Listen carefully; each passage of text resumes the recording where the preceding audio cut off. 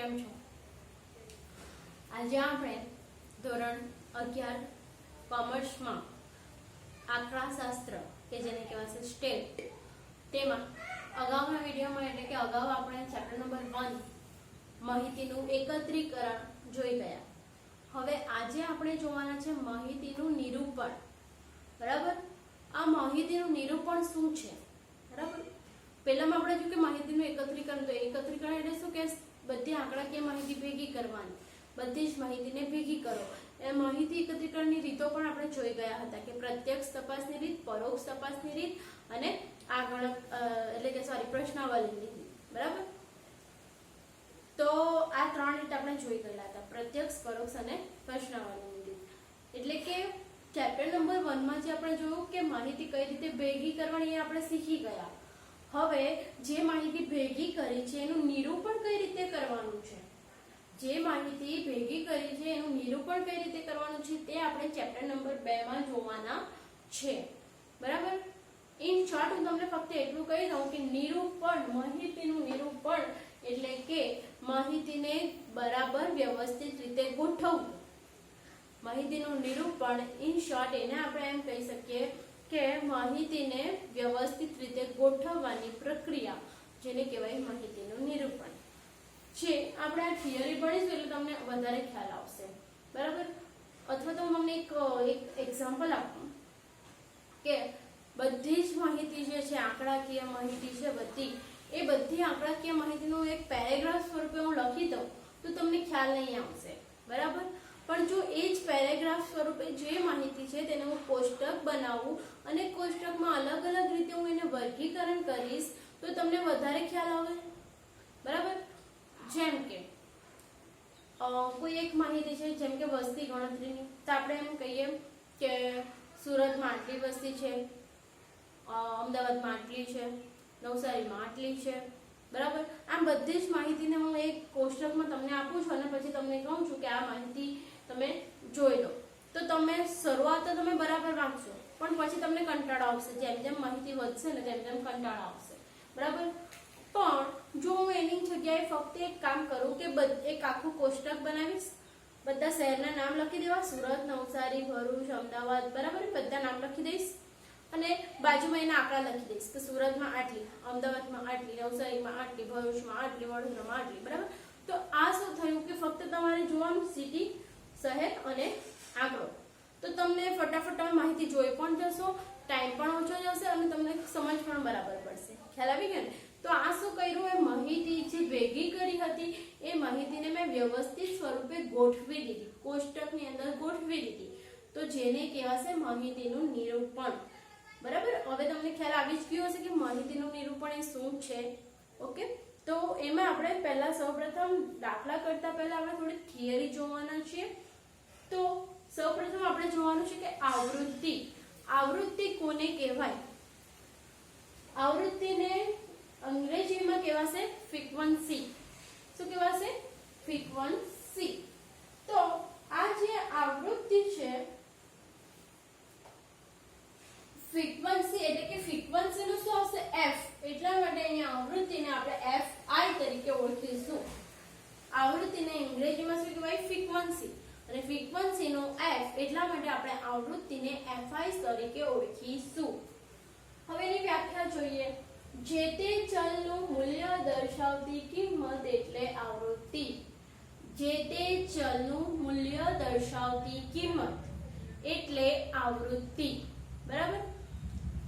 દાખલા તરીકે આપણે એક એક્ઝામ્પલ લઈએ કે કોઈ એક કંપની છે તે દર વર્ષે સતત નફો કરે છે. દર વર્ષે સતત નફો એટલે શું કે દર વર્ષે એનો નફો સતત વધતો જ રહે છે. બરાબર? જેમ કે વર્ષ આપ્યા છે અહીંયા 2017, 18, 19 અને 20. તો 20 તો હજુ રનિંગ છે એટલે આપણે 20 લઈ લેશું. નફો આપ્યો છે અહીંયા છે 1 લાખ, 2 લાખ, 3 લાખ. કોઈ એક કંપની છે કે દર વર્ષે નફોમાં શું કરે છે? સતત વધારો કરે છે.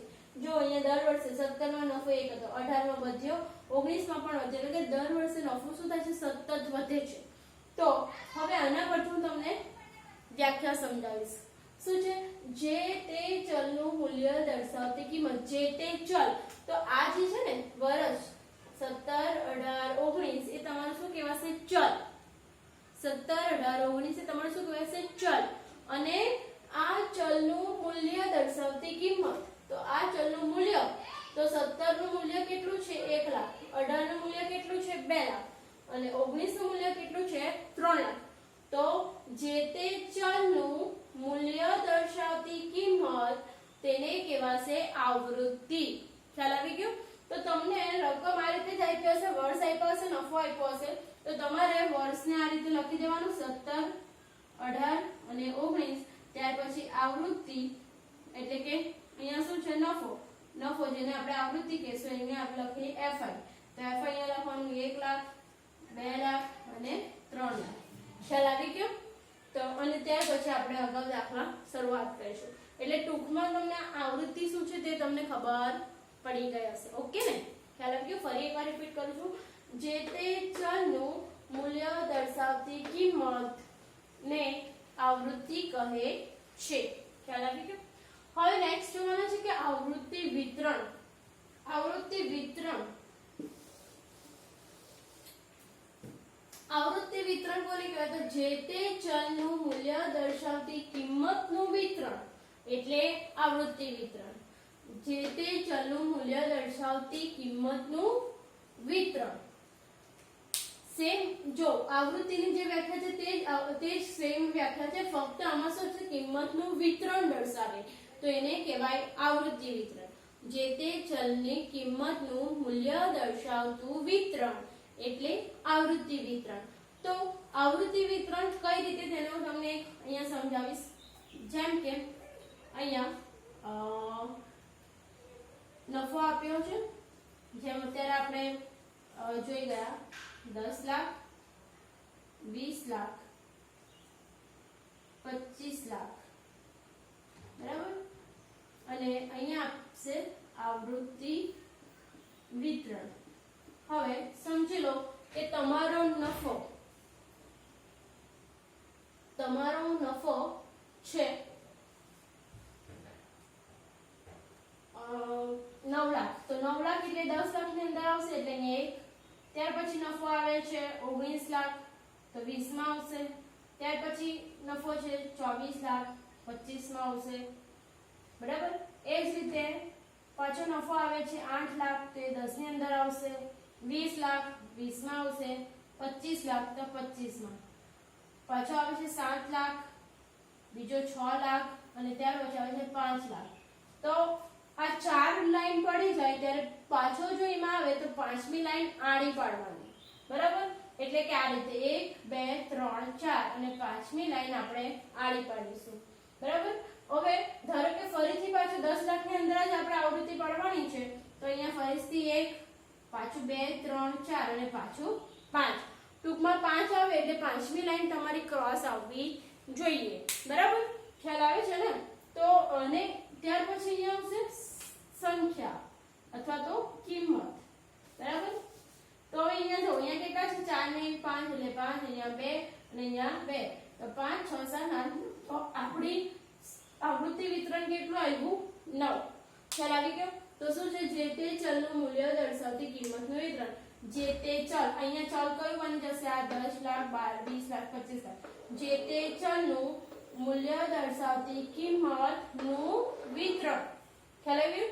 જે તે ચલ, આ જે તે ચલ નું કિંમતનું મૂલ્ય દર્શાવતું વિતરણ એટલે આવૃત્તિ વિતરણ. ખ્યાલ આવી ગયો ને? આવૃત્તિ વિતરણ પડી ગયું. ત્યાર પછી છે આવૃત્તિ વિતરણના બે પ્રકાર છે, અસતત આવૃત્તિ વિતરણ અને સતત આવૃત્તિ વિતરણ. આ જે અસતત આવૃત્તિ વિતરણ અને સતત આવૃત્તિ વિતરણ છે તેને આપણે દાખલાની અંદર વિસ્તારથી સમજીશું. ઓકે, તો અત્યારે આપણે બે વ્યાખ્યા જોઈ ગયા. પહેલું આપણે જોઈ ગયા આવૃત્તિ અને બીજું આપણે જોઈ ગયા આવૃત્તિ વિતરણ.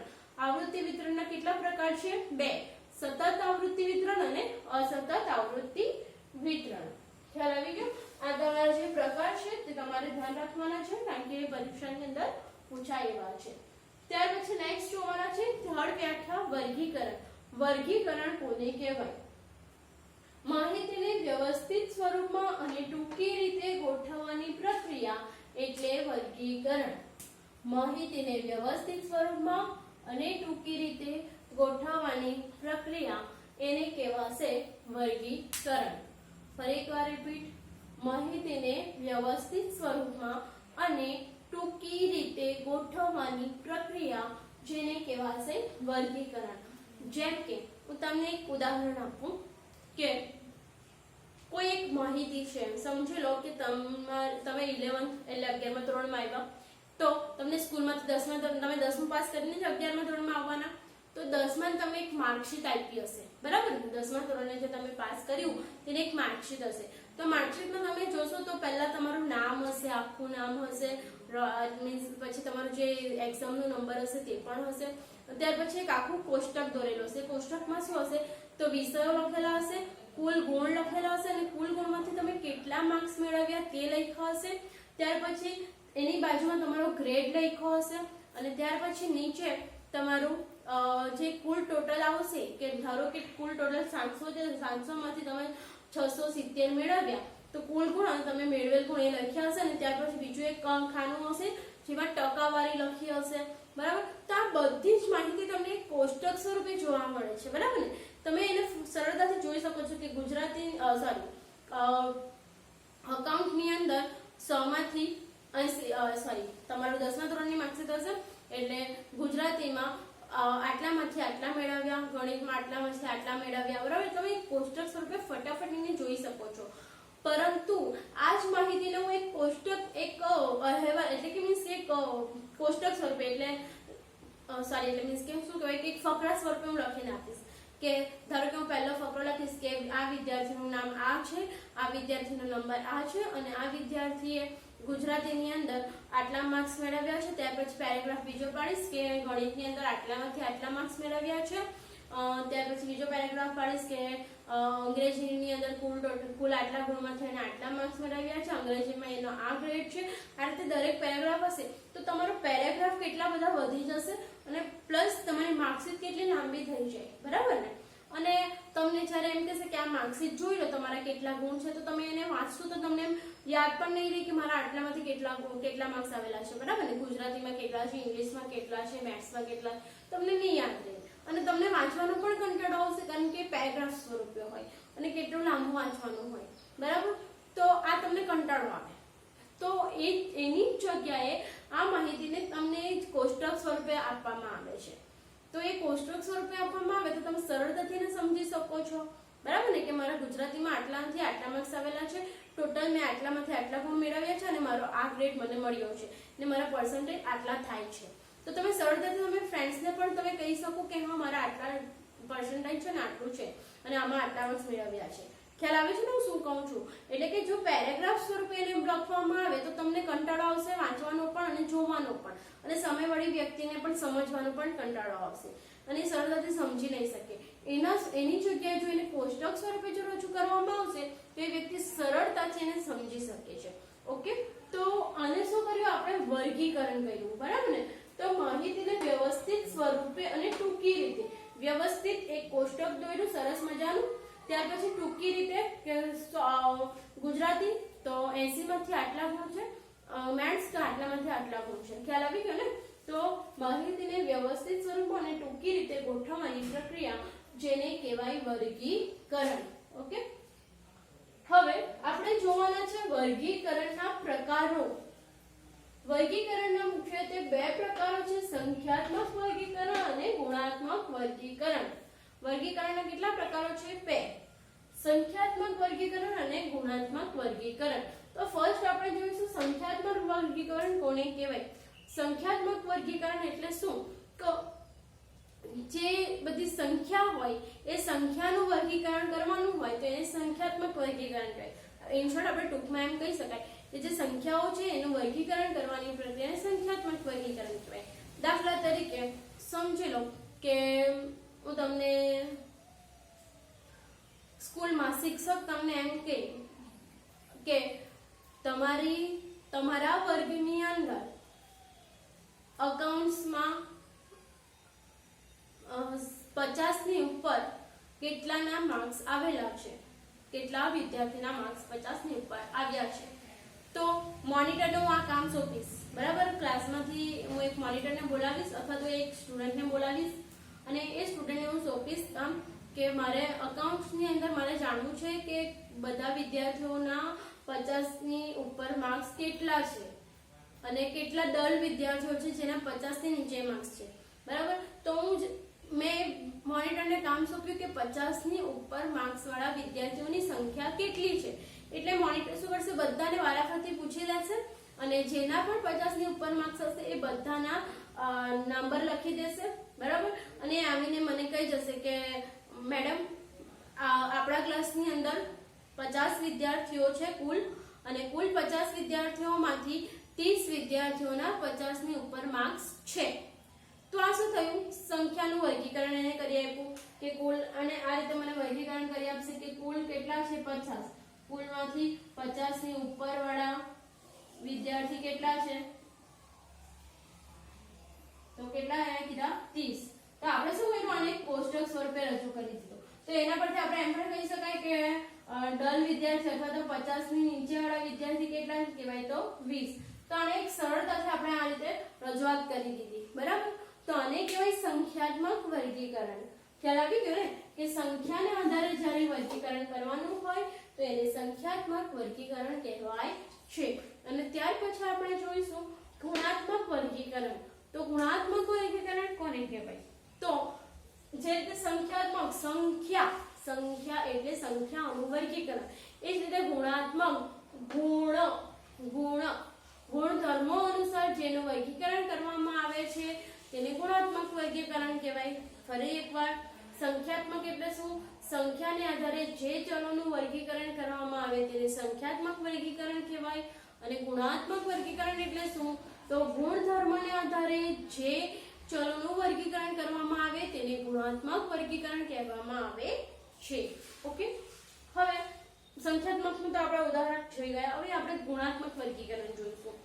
તો બીજા દિવસે હું મોનિટરને પાછો બોલાવું છું ક્લાસમાં અને મોનિટરને હું કામ સોંપીશ કે આપણા ક્લાસની અંદર કેટલા વિદ્યાર્થીઓ બક્ષી પંચમાં આવે છે, કેટલા ઓપન કેટેગરીમાં આવશે, કેટલા એસસી માં આવશે અને કેટલા એસટી માં આવશે, તેની માહિતી મને જોઈએ છે, બરાબર. તો એ મોનિટર શું કરશે કે 50 ને 50 કુલ 50 વિદ્યાર્થીઓ ક્લાસમાં છે, તો 50 ને 50 વિદ્યાર્થીઓને મળશે, બધાને પૂછશે અને ત્યાર પછી એ માહિતીને આ રીતે દર્શાવશે કે કુલ વિદ્યાર્થી કેટલા 50, બરાબર. હવે અહીંયા એ લખશે એસસીબીસી એટલે કે બક્ષી પંચ, ઓપન, પહેલા ઓપન આવશે, બરાબર. ઓપન, એસસીબીસી, એસટી અને એસસી, બરાબર. હવે એ શું કરશે, અહીંયા વિદ્યાર્થી, અહીંયા લખશું જાતિ. હવે ઓપનમાં ધારો કે આવે છે 30 જણ, સોરી ઓપનમાં આવે છે 10 જણ, બક્ષી પંચમાં આવે છે 30, 5 5, 30 ને 10 40 ને 10 50 થઈ ગયા. તો અહીંયા ટોટલ વિદ્યાર્થી બતાવશે 50 અને બીજા દિવસે મને આવીને આપી દેશે કે મેડમ ઓપનની અંદર 10 વિદ્યાર્થીઓ છે, બક્ષી પંચમાં 30, એસસીમાં અને એસટીમાં 5 વિદ્યાર્થીઓ છે. તો આ શું કર્યું, આ જે છે આ જે કર્યું તેને કહેવાય સંખ્યાત્મક અને આ જે છે તેને કહેવાશે ગુણાત્મક. ખ્યાલ આવી ગયો ને, ગુણાત્મક જાતિ એટલે ગુણાત્મક. ઓકે, હવે એ જ રીતે હું તમને બીજું એક ઉદાહરણ પણ આપીશ કે જેમ કે એક કંપની છે, એક કંપનીની અંદર ઘણા બધા કર્મચારીઓ કામ કરે છે. હવે હું તમને પહેલા મારી જે માહિતી છે તેને તમે વિસ્તારથી સાંભળજો, બરાબર. એક કંપની છે જેમાં કુલ 100 કર્મચારીઓ કામ કરે છે, જેમાંથી 50 કર્મચારીઓ પુરુષો છે, 50 કર્મચારીઓ સ્ત્રી છે, 50 પુરુષોમાંથી 30 પુરુષો પરિણીત છે, 20 અપરિણીત છે, કુલ 50 સ્ત્રીઓમાંથી 40 પરિણીત છે અને 10 અપરિણીત છે. બરાબર. આ આખી માહિતી હું તમને કહી દઉં. તમને આમાંથી શું યાદ રહ્યું? ખાલી ફક્ત તમને એટલું યાદ રહ્યું કે એક કંપનીમાં 100 કર્મચારીઓ છે, એમાંથી 50 પુરુષ અને 50 સ્ત્રી છે. કેટલા પરિણીત છે, કેટલા નથી પરિણીત એ તમને યાદ ના રહ્યું હશે. બરાબર. તો આ જ માહિતીને આપણે આ રીતે દર્શાવીશું કે પહેલા તો અહીંયા લખીશું પુરુષ, સ્ત્રી, પરિણીત, અપરિણીત. બરાબર. હવે કુલ પુરુષો કેટલા હતા તો 50, કુલ સ્ત્રીઓ કેટલી હતી તો 50. બરાબર. અહીંયા પણ બીજું કુલ આવશે, અહીંયા પણ કુલ આવશે. બરાબર. અહીંયા આવશે જાતિ અને અહીંયા આવશે પરિણીત, અપરિણીત. બરાબર. આ રીતે હું એને કોષ્ટક સ્વરૂપે હું રજૂ કરીશ. હવે મેં તમને કીધું એ પ્રમાણે કે કુલ કેટલા પુરુષો હતા 50, 50 માંથી 30 પરિણીત હતા, એનો મીનિંગ કે 20 અપરિણીત હશે. પછી મેં એમ કીધું કે 50 સ્ત્રીઓમાંથી 40 પરિણીત હતી, એનો મીનિંગ કે 10 અપરિણીત હશે. તો 40 50 70 અને અહીંયા 20 ને 10 30. જો 70 + 30 કેટલા થશે 100. 50 + 50 કેટલા થઈ ગયા 100. હવે આ રીતે હું તમને માહિતી આપું. મેં ફર્સ્ટ માહિતી તમને કેવી રીતે આપી? પેરેગ્રાફ સ્વરૂપે આપી. બરાબર. એ તમને યાદ નહીં રહી હશે, અડધી અથવા તો અડધી માહિતી યાદ રહી હશે, અથવા તો તમે જ્યારે તમારે લખવાનું હશે એના વિશે તો તમે ગૂંચવાઈ જશો. રાઈટ ને?